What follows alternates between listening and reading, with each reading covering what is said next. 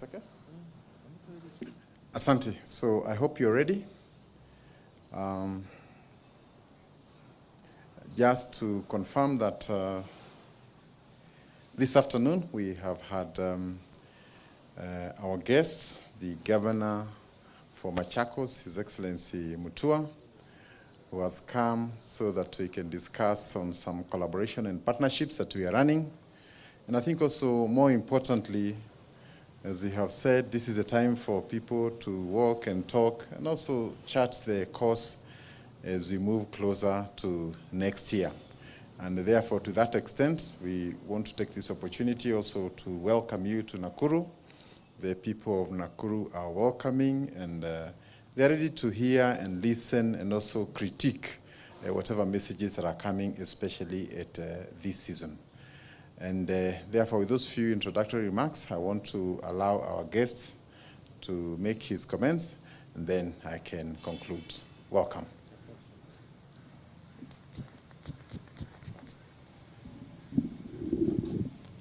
Asante sana.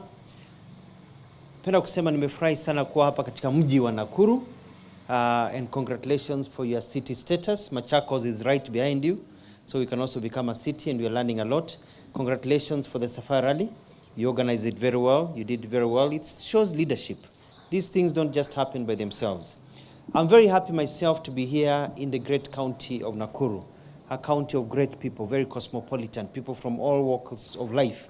And you've got many people from my region here also, working hard and trading, and I'm very pleased to be here.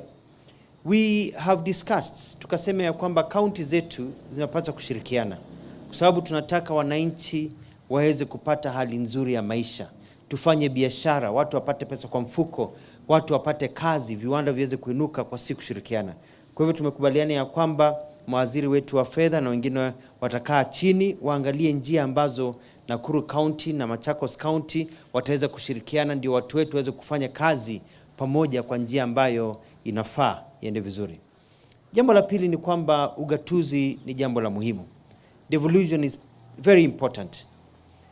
I am here, but before I came here, I passed through Laikipia, and I had a meeting with Governor Derito, and we had a chat about devolution. Na nimekuja hapa, nimekuja kukutembelea, lakini pia nimekuja kuongea na watu wangu wa maendeleo chap ambao wako hapa, ambao tunaongea kidogo ni kama office meeting, kuweza kuorganize tukiweka systems on the ground, kwa sababu mimi naomba kiti niwe rais wa 5 wa nchi yetu ya Kenya. Na katika mikutano yetu tunasema ya kwamba tunataka pesa zifike hapa chini kwa wananchi. Mimi nilifanya kazi na Governor Lee wakati wa serikali ya Kibaki, na wakati huu kulikuwa na pesa kila mahali. We felt there was money circulating. Now tunasikia hakuna pesa. Money imekunjwa kabisa. Ukiangalia zile nchi ambazo zimeendelea vizuri ni nchi ambazo zimeshikilia ugatuzi vizuri. Look at Canada, Australia, Singapore, all these countries that have developed, they have really embraced devolution. Hapa Kenya tuoni devolution kweli kichungwa vizuri. Pesa imebaki kule juu kwa matajiri, maskini hapa wamekuwa ni wengi na imekuwa ni kama wimbo. Kwa hivyo naimiza national government, mkitaka nchi yetu iende mbele, turudi kama wakati wa Kibaki. Wacha pesa ikuje hapa mashinani. Hii mambo ya kufungia pesa at the national level inatuumiza. Jambo lingine, I'm calling for full devolution of services that pertain to the flow of money to counties. For example, the control of budget. Why do we have to fill documents here in Nakuru and then take them all the way to Nairobi for them to be approved by a single person in Nairobi, and then so the monies can be gotten to the central bank so that now they can be transferred to you back here in Nakuru? Why? Here in Nakuru, why can't we have the control of budgets person here, anamaliza kazi yake yote hapa, nyinyi mnapata barua yenu hapa Nakuru, mko na central bank hapa Nakuru, kazi inaishia Nakuru, pesa inamwagika kwa wananchi chap, mnalipa vitu, pesa inaendelea mbele. This bureaucracy ya 1 week, 2 weeks inabakia, matajiri wanakuwa matajiri, maskini analala kiholela bila pesa. Inbuilt bureaucracy for people who are fighting devolution. People really don't care about the welfare of our people. Mimi nikiwa president wa nchi yetu ya kwanza, the first executive paper I'll sign will be to remove bureaucracy. Una apply youth fund asubuhi, by jioni unapata pesa yako, as they do in other countries. you remove all these bottlenecks that make it difficult to invest in our counties, in our countries. PPP, everything, ndio tuweze kusonga mbele. So protection of devolution is key and very, very important. Na hilo jambo ambalo sisi tuendelea kupigania na kusukuma mbele na kuambia watu tumechoka na systems ya kutoka 70s, 80s, 90s, 2000s. This is a new era. Vijana wetu hawana kazi, wasichana wetu hawana kazi, akina mama hawana kazi, imekuwa shida. Halafu pia pesa ikimwagika, we will be able to remove taxes. Kenyans are overly taxed. We tax our people. National government, VAT, kila mahali, land, ukifika kwa county, we tax you some more because we need the money. But we need to broaden the base. We need a new economic way of thinking. Have more industries, have more people to tax and reduce the taxes so that our people can keep more money in their pockets. Second to last is to say that mfumo huu wetu wa maendeleo gatuzi, ni vizuri kujua kwamba counties zinazoendelea vizuri ni zile ambazo zinakuwa na ile inaitwa continuity ama sustainable programs. Mheshimiwa Lee Kinyanjui hapa amekuwa warm up for the first 2 years. Akafanya stretches, warm up, akakuwa sawa. Sasa ameanza kutoka mbio, ameenda mbio, sasa amefika climax, anaenda vizuri. Sasa ndio asonge mbele, sasa ndio afanye kazi vizuri. So in the next election mkiondoa yeye, yule ataingia, ataanza hiyo sasa flexing tena. Nakuru inaachwa nyuma. So if you want to have more money in your pocket and continue your development, you sustain somebody for 2 terms. Unafanya kazi yako, unaacha, naendelea na wewe kwa national government nikiwa president. So mimi nauliza watu wa Nakuru, tafadhali, this gentleman, I know him very well, anajua kazi yake. He's maintained order in Nakuru. Things are moving.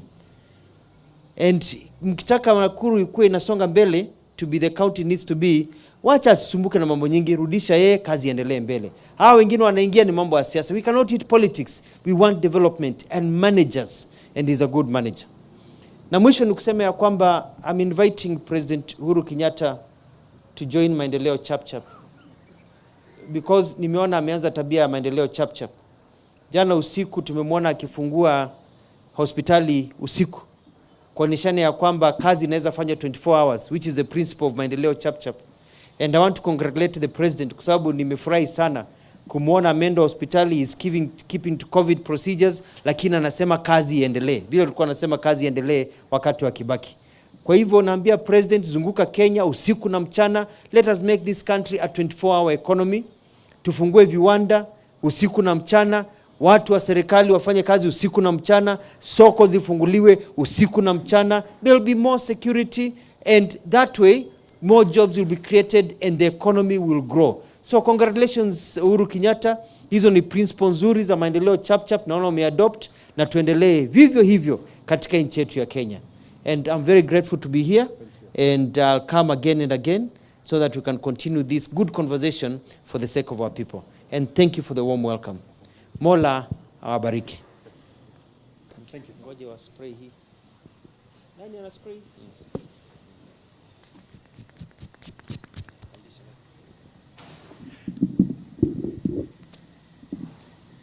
So thank you very much, Governor Mutua, for your kind words, and also for choosing to start your journey all the way in Nakuru, which is also a recognition that the Nakuru people and the Nakuru numbers also matter. And I think this is a conversation we want to deepen as we move forward. And as we have already indicated, Nakuru and Machakos have a lot in common. These are cosmopolitan towns, fast-growing people. There's industry, there's agriculture, there's everything that you can imagine, and therefore our people have a lot to learn. You also come from a generation that has been ignored for quite some time. So we will be looking forward to better times, and we wish you well.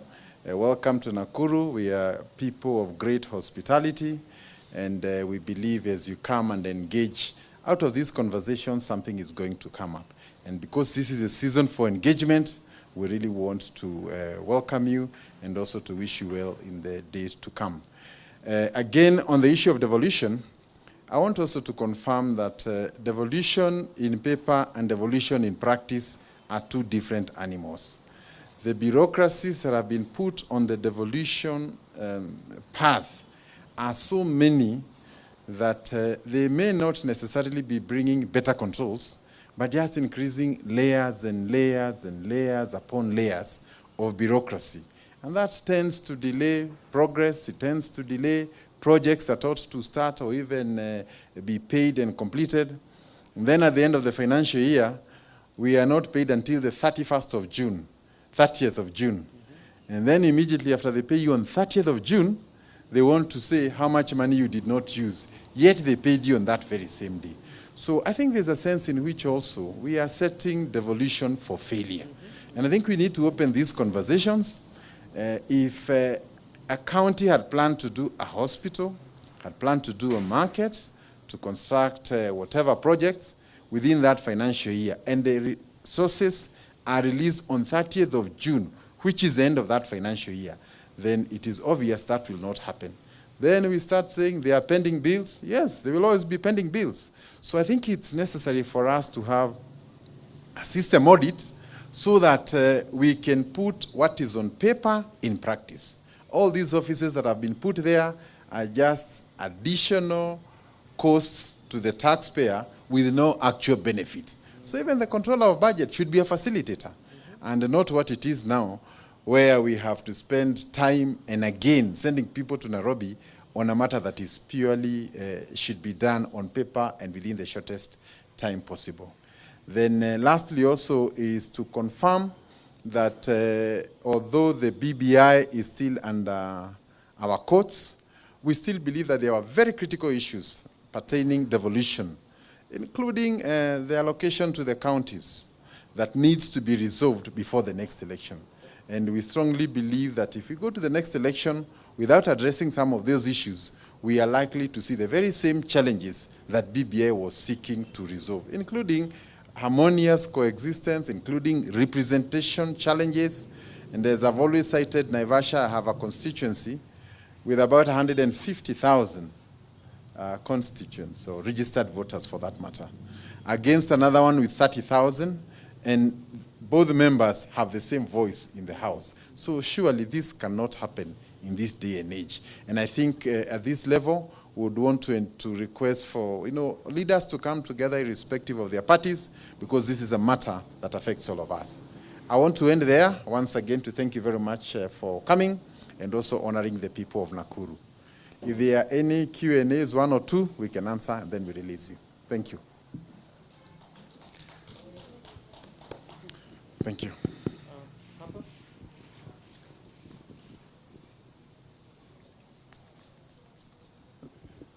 Okay, can you kindly comment on the alleged postponement of the election, general election 2022? Okay, we can take two and then we close. Any other? Okay, they're very satisfied. Welcome. Okay. So I think for us, our position is that respect for constitutional timelines is very important. And it's also good to remember why we put election dates actually in the Constitution. It's because in the past there was a lot of darkness revolving around when the next election would be. And therefore, to create fairness across the board, I think it will be very important that we respect the timelines, and as we move forward also to prepare with those dates in mind. That remains our position, and we believe it is also important for all parties across the board to also have areas where we all agree, including election dates. And since it is in the Constitution, as it is right now, we have no choice but to obey it. Thank you.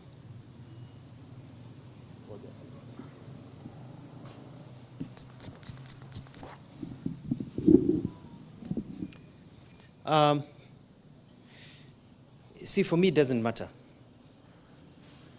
It doesn't matter whether we have the elections in August or later, or whether there's BBI or no BBI, because I'm going to win.